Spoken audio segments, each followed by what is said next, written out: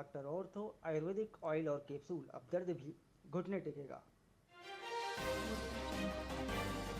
Indigo flight में फंसे पूर्व सीएम मेयर समेत कई पैसेंजर। भूपेश बघेल बोले 40 मिनट तक नहीं खुला गेट। दिल्ली से रायपुर आई थी फ्लाइट।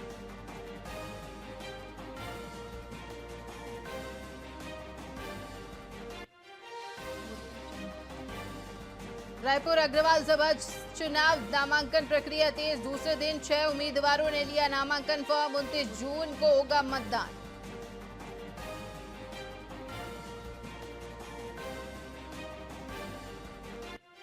छत्तीसगढ़ में चरण पादुका वितरण योजना का होगा शुभारंभ। सीएम विष्णुदेव साय के जून को करेंगे योजना लॉन्च। आदिवासी नंगे पैर न घूमे, इस पर 50 करोड़ खर्च होंगे।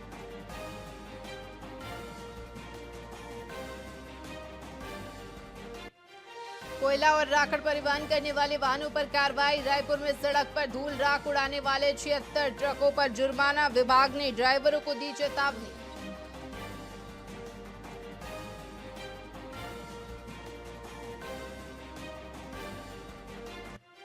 कोंडागांव में शिक्षक युक्तिकरण का विरोध। कांग्रेस ने किया जिला कार्यालय का घेराव। पुलिस से धक्का मुक्की में एक जवान और पूर्व उपाध्यक्ष घायल।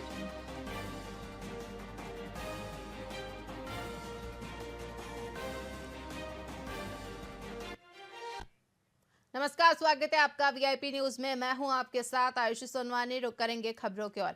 बेमित्रा के ग्राम पंचायत कुरा में गठित तनिष्का स्व सहायता समूह में गंभीर अनियमितताओं का मामला सामने आया है। समूह की सचिव संगीता बारले पर बिना प्रस्ताव और अन्य सदस्यों की जानकारी के 2 गांव में शासकीय राशन दुकान चलाने और बैंक से लोन लेकर राशि उपयोग करने का आरोप लगा है। इस पूरे मामले को लेकर समूह के अध्यक्ष और सदस्यों ने कलेक्टर से शिकायत कर कठोर कार्रवाई की मांग की है। अब देखना होगा कि प्रशासन इस मामले में किस तरह की जांच और कार्रवाई करता है। और 5 बाइक उसले और तनिष्का समूह से वहाँ दूठा सोसाइटी चला थिरम सही अब घोघट्टी के हमला पता नहीं है वो सचिव। हाँ, कैसे पता चला? आप मन पता करें तब पता चली। कौन गाँव के हो आप मन? हम पूरा गाँव के। अच्छा, उसका सोसाइटी कहाँ कहाँ चला थी? घोघट्टी के और एराम सही सोसाइटी चलावा थी बिना जानकारी के। अब फर्जी तरीका से पैसा निकाला थी और दूसर पंचायत में वह सोसाइटी चलावा थी। हमारा जानकारी नहीं रही। जब जानकारी हुई से तो शिकायत ले हमन है। फर्जी हमार सचिव है संगीता बारले तेना करा थी। फर्जी बैंक से पैसा भी निकाला थी। और 5 बाइक। छत्तीसगढ़ में 67 नई शराब दुकानों के खुलने के विरोध में कांग्रेस ने रायपुर में अनोखा प्रदर्शन किया। पूर्व विधायक विकास उपाध्याय के नेतृत्व में कांग्रेस कार्यकर्ताओं ने मुख्यमंत्री और मंत्रियों के मुखौटे पहनकर शराब महोत्सव मनाया। उपाध्याय ने आरोप लगाया कि बीजेपी सरकार स्कूल और अस्पताल बंद कर रही है, जबकि शराब दुकानों की संख्या लगातार बढ़ाई जा रही है। कांग्रेस ने इस प्रदर्शन के जरिए सरकार की नीतियों को जन विरोधी बताया। भारतीय जनता पार्टी की सरकार है, 1.5 साल हो गए। भारतीय जनता पार्टी उत्सव मनाती है, कभी चावल महोत्सव, कभी शाला प्रवेश महोत्सव, अलग अलग तरीके से महोत्सव मनाती है। शराब की दुकान 70 दुकानों को बढ़ाने का काम किया, ये भी महोत्सव है। शराब सस्ती की है, ये भी महोत्सव है। और इसीलिए आज कांग्रेस पार्टी ने तमाम हमारे जितने भी यहाँ के मुख्यमंत्री और मंत्री हैं, तमाम नेताओं को मुखौटा लगाकर आज शराबियों के मन में उत्साह है। और किस प्रकार से शराब की दुकानों में लाइन लगी है, देखिए आप। इस प्रदेश को नशा मिटवाने का काम भारतीय जनता पार्टी की सरकार कर रही है। नशा बेचने वालों को संरक्षण देने का काम कर रही है। तमाम प्रकार के नशा पूरे विश्व में जो नशे मिलते हैं वो छत्तीसगढ़ में मिल रहे हैं। भारतीय जनता पार्टी को शर्म आनी चाहिए। इस प्रदेश के नौजवान को पढ़ाई तो दे नहीं पा रही, शिक्षा तो दे नहीं पा रही और न स्वास्थ्य का लाभ दे पा रही है, लेकिन शराब का नशा देकर उनको जरूर उनके परिवार को बर्बाद करना चाहती है। कांग्रेस पार्टी ने आज आंदोलन किया है। बीजेपी शायद सरकार शराब महोत्सव, और इसको देखिए कितना उत्साह है। लोग शराब ले रहे हैं, नाच रहे हैं, गा रहे हैं। हम उनका तिलक लगाकर, माला पहनाकर और साथ में मिक्सर चना देकर उनका स्वागत कर रहे हैं। भारतीय सक्ती जिले में ब्लास्टिंग कर अवैध उत्खनन का एक और मामला सामने आया है, जिसमें 2 क्रेशर संचालकों ने सीरियागढ़ गांव में जगह जगह बारूद लगाकर ब्लास्टिंग कर पूरे गांव को दहला दिया है। यहां कई जगहों से पत्थर निकालकर खाई बना दी गई है और अब उसे नियम विरुद्ध राखड़ से पाट कर अपनी चोरी छिपाने का प्रयास कर रहे हैं। पिछले 1 साल में ये माइनिंग माफिया सरकार को करोड़ों का नुकसान पहुंचा चुके हैं। इनके सिर पर सत्ताधारी पार्टी के नेताओं का हाथ देख अधिकारी भी कार्रवाई करने की हिम्मत नहीं जुटा पा रहे हैं।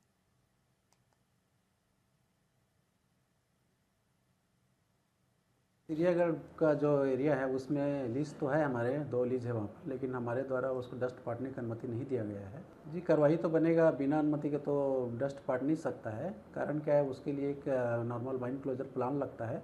और जो आज के डेट में डस्ट पाटने की अनुमति जो है पर्यावरण जो बिलासपुर है वो देता है। हम सिर्फ उसका मतलब एक एनओसी बस जारी करते हैं। और अगर कोई गलत ढंग से उसमें डस्ट पाट रहा है तो उसके हम छत्तीसगढ़ ग्राउंड खनिज नियम को जो वायलेशन होगा उसके तहत हम कार्रवाई करेंगे। चिड़ियाघर का जो एरिया है उसमें लीज तो है, हमारे 2 लीज है वहाँ। केंद्र सरकार के 11 साल पूरे होने पर देश भर में प्रोफेशनल मीट आयोजित की जा रही है। इन बैठकों में समाज के सभी वर्गों को बताया जा रहा है कि पिछले 11 सालों में भारत ने वैश्विक स्तर पर अपनी प्रामाणिकता और विश्वसनीयता को मजबूती से स्थापित किया है। सरकार की उपलब्धियों को लेकर व्यापक जागरूकता अभियान चलाया जा रहा है। ऐसे कार्यक्रम की आवश्यकता क्यों पड़ती है? ऐसे कार्यक्रम क्योंकि हमारी जनता बहुत सुस्त है, सिर्फ समय पे जागती है और अपने मतलब के लिए जागती है, तो उनको जगाने के लिए ऐसे बताना जरूरी है। आज के समय में जो दिखता है वही बिकता है। ऐसा क्या नया श्री प्रकाश जी बताएंगे?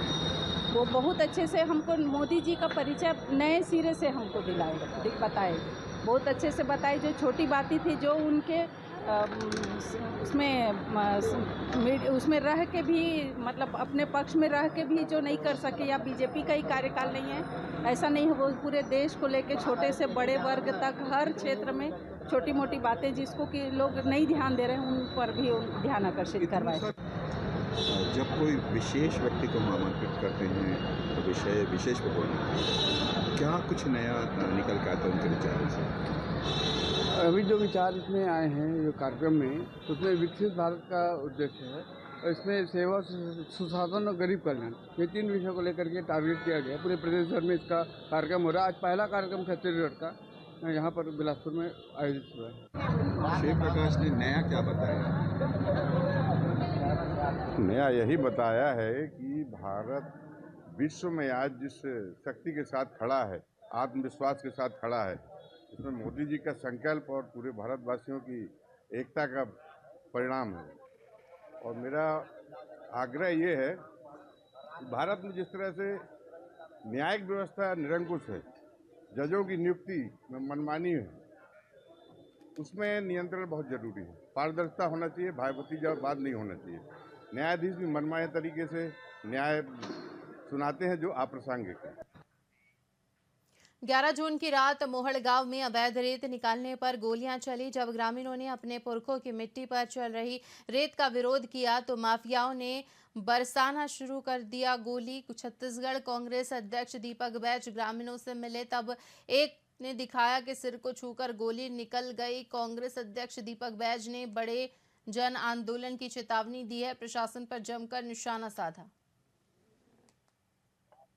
आज हम लोग उस जगह आए हैं जहां राजनांदगांव के मोहड़ में पिछले 11 तारीख को रेत के अवैध उत्खनन हो रही थी और ग्रामीणों ने, गांव वालों ने रोकने का प्रयास किया तो उनके ऊपर गोलियां चलाई।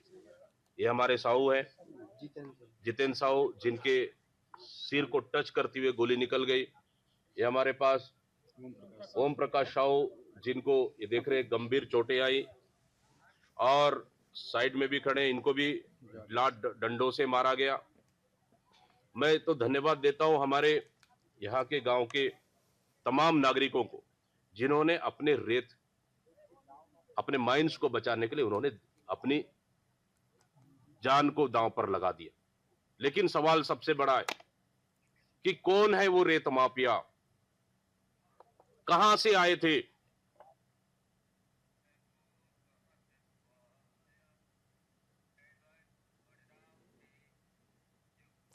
दुर्ग के व्यस्त बस स्टैंड क्षेत्र में अवैध रूप से गैस रिफिलिंग किए जाने की सूचना पर पुलिस ने बड़ी कार्रवाई की है। कोतवाली थाना क्षेत्र अंतर्गत आने वाले इस इलाके में प्रमोद शाह नामक व्यक्ति अवैध रूप से गैस सिलेंडरों में रिफिलिंग करता पाया गया। पुलिस ने मौके से 80 से अधिक गैस कार्ड और 30 से ज्यादा घरेलू और व्यावसायिक गैस सिलेंडर जब्त किए हैं। बताया जा रहा है कि इस गतिविधि की शिकायत लंबे समय से मिल रही थी और ये काम सार्वजनिक और अत्यधिक भीड़ भाड़ वाले क्षेत्र में किया जा रहा था, जिससे बड़ी दुर्घटना की आशंका बनी हुई थी।